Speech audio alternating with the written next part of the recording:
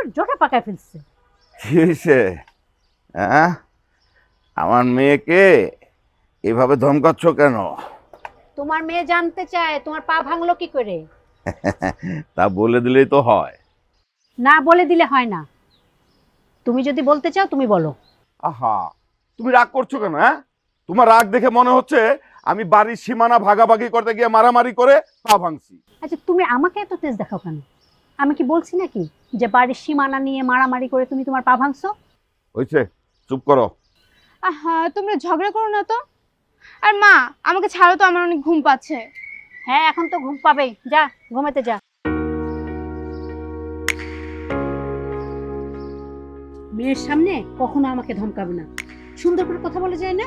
আচ্ছা ঠিক আছে, মেয়ের সামনে আর কোনো কথাই বলবো না।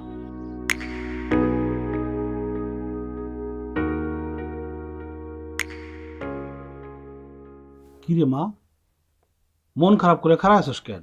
কি হয়েছে? তুমি না কইছিলা তুমি আমার বাবারে চিনো? হ চিনি। কেন, কি হয়েছে? আচ্ছা কাকা, তুমি কি কইতে পারো আমার বাবা পঙ্গু হইলো কেমনে? জানি, কিন্তু সেটা তো মেলা বড় ইতিহাস। আমি শুনতে চাই। শুনবি? 1971 সালে তোর বাবা যুদ্ধে গেছিল, মুক্তিযোদ্ধা হিসেবে। যুদ্ধ করতে যায়া হাজার হাজার মানুষ পাক হানাদারের গুলিতে নিহত হয়েছিল। পাক হানাদাররা কত মায়ের ইজ্জত নষ্ট করছিল। তোর বাবা যখন যুদ্ধ করতে যায় পাক হানাদারের সামনে পড়ছিল, পাক হানাদাররা তখন ডাইরেক্ট গুলি করে দিছিল। একটা গুলি আইসা তোর বাবার পায়ে লাগছিল। তারপর থেকে তোর বাবার পা আর ভালো হয় নাই, অবশ হয়ে গেছে। তোর বাবা তখন থেকে পঙ্গু। ও এই কথা, কতবার আমার মায়েরে জিগাইছি বাবারে জিগাইছি, কেউ কয় নাই। কেন কয় নাই মা জানোস? জানলে তুই কষ্ট পাবি। থাক, মন খারাপ করিস না। যা এখন ফুল বেচতে যা। আজকে তুই 50টা ফুল লয়ে যা, এগুলো দাও, দাও। বেচা আবার আইস। ল।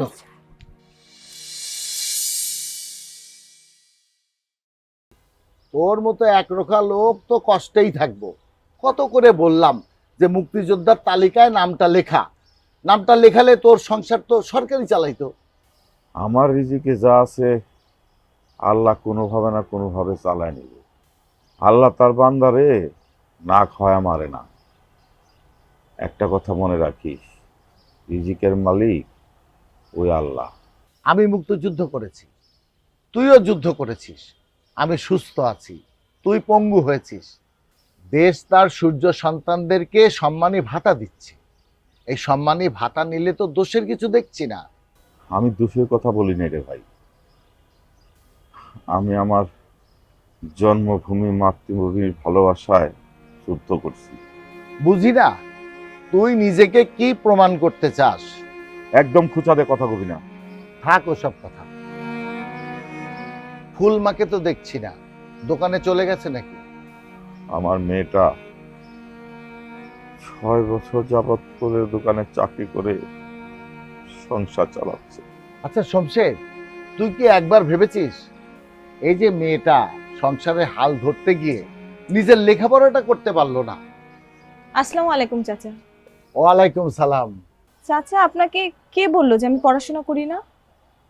আমি কিন্তু উন্মুক্ত বিশ্ববিদ্যালয় সেকেন্ড ইয়ারে পড়ছি। বাহ বাহ।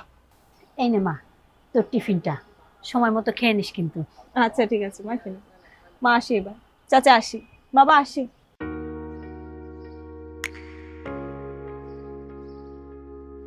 ভাবি কেমন আছেন?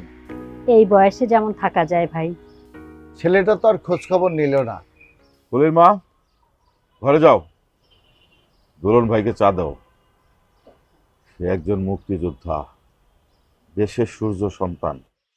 তাছাড়া যুদ্ধের সময় পায়ে গুলি লাগার পর সে না থাকলে বাইসে ফিরতাম কিনা জানি না। ভাবি, শমশের কিন্তু শেষ অংশটা বলেছে, শুরুটা বলেনি। আমাকে বাঁচাতে গিয়ে ও নিজে পায়ে গুলি খেয়েছে। সেই ভয়াবহ দিনের কথা মনে হলে আজও আমার গাটা কেমন শিউরে ওঠে। তাই তো রাত পোহালেই আমি শমশেরকে দেখার জন্য চলে আসি। আমি আপনাদের জন্য চা করে আনি ভাই।